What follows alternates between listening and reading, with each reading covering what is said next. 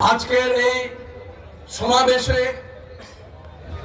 বিরাট এই ব্রিগেডের সমাবেশে শ্রমজীবী মেহনতি মানুষের যে বিরাট সমাবেশ হয়েছে, সবাইকে সংগ্রামী অভিনন্দন, লাল সালাম জানাচ্ছি। বন্ধুগণ,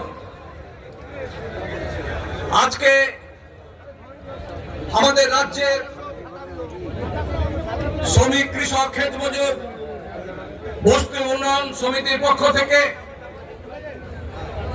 এই ঐতিহাসিক শ্রমজীবী মানুষের সমাবেশ আমরা ব্রিগেড প্যারেড গ্রাউন্ডে ডেকেছি। আমাদের দেশের স্বাধীনতার পরে শ্রমিক, কৃষক, ক্ষেত মজুর, বস্তিবাসী মেহনতি মানুষের এই ধরনের সমাবেশ অতীতে আমরা কোনোদিন ডাকিনি। আজকে গোটা দেশে